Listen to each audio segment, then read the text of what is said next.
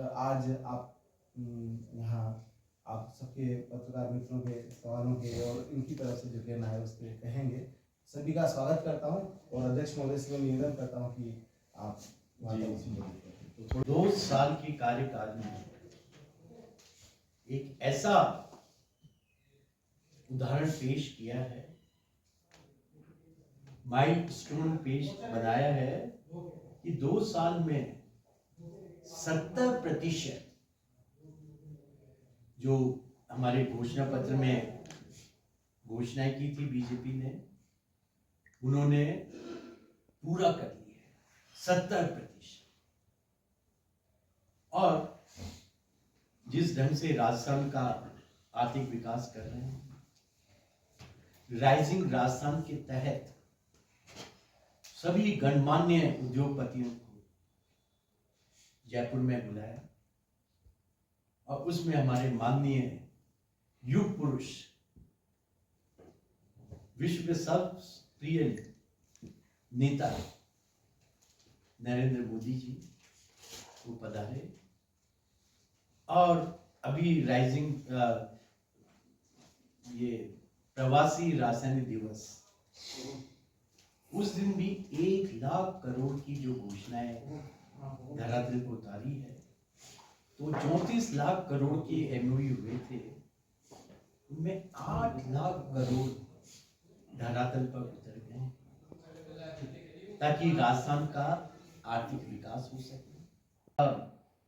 Particularly मुझे जिम्मेदारी मिली है क्योंकि करीबन 24 मिनट तक मैं 20-24 मिनट तक हमारे आईजी गौरव श्रीवास्तव जी से मैंने बात करी और उनको भी, और अभी मैंने जो मीटिंग की है उसमें मैंने कहा कि आज जो करीबन 1 करोड़ 10 लाख एससी के लोग हैं, वो एक समाज की सबसे कमजोर कड़ी है। तो मैं उनके साथ में आईजी साहब को भी मैंने बताया कि कोई भी अत्याचार या कुछ घटना होती है ऐसे समाज के लिए तो त्वरित कार्रवाई करें, एट्रोसिटीज के लिए। और I am very sorry to say कि जब गहलोत सरकार थी, हिंदुस्तान में सबसे ज्यादा अगर किसी अत्याचार ऐसे समाज पर कहीं होता था, राजस्थान नंबर 1। और भ्रष्टाचार में जो ट्रांसपेरेंसी इंटरनेशनल, हम नहीं कह रहे, बीजेपी नहीं कर रही है, ट्रांसपेरेंसी इंटरनेशनल कहा है, तो ये कहते हुए मुझे बड़ा गर्व है कि भारतीय जनता पार्टी के हमारे मुख्यमंत्री जी के पूरे कार्यकाल में एक भी भ्रष्टाचार का केस। फिर जब बाबा साहब की जयंती मना रहे थे, उस समय मैं भी उनके साथ मंच पर बैठा हुआ था राजस्थान इंटरनेशनल सेंटर में, और वहां उन्होंने घोषणा करी, क्योंकि ऐसे समाज के लिए जितना बीजेपी ने किया है, डॉक्टर भीमराव अंबेडकर के जन्म से 5 स्थान उनको पंच तीर्थ घोषित किए। बाकायदा मीटिंग होती है, कैबिनेट की होती है, माननीय मुख्यमंत्री जी लेते हैं और इस पर सोच समझ करके निर्णय लिए जा रहे हैं। के साथ में अपनी भी एक सफाई कर्मचारियों की नियुक्तियां होनी चाहिए। हम वर्षों से देख रहे हैं कि आबादी के अनुपात में सफाई कर्मियों की नियुक्तियां नहीं हो रही है, पर व्यवस्था भी हो गई एक स्टेप हो गई जिसमें सर्वाधिक शोषण हो रहा है सफाई कर्मचारियों का। और जो निगम निकायों में जो नियुक्तियां हो रही है उसमें जनरल कैटेगरी के लोग भी कंपटीशन फाइट करते हैं, फिर वो बाबू वाली जॉब सीट पे ऑफिस में बैठ रहे हैं, जबकि काम फील्ड में होना चाहिए। इसका क्या कैसे तोड़ क्या है व्यवस्था? नहीं, और आबादी के अनुपात में सफाई कर्मियों की भर्ती कब तक होगी? ये बहुत अच्छा है कि क्या है कि हम लोग, आई एम सॉरी, ब्यूरोक्रेसी में जनरली क्या होता है, पीछे देख आगे चल। हमें आउट ऑफ बॉक्स थिंकिंग जो आप बता रहे हैं ना, तो अब ये देखिए हमारे गृह मंत्री जी, प्रधानमंत्री जी वो कानून बने, कानून का बेहतरीन भी भर्ती होनी चाहिए। लेकिन क्या होता है कि इतनी वैकेंसी है, इतनी करेंगे, तो this a very good point.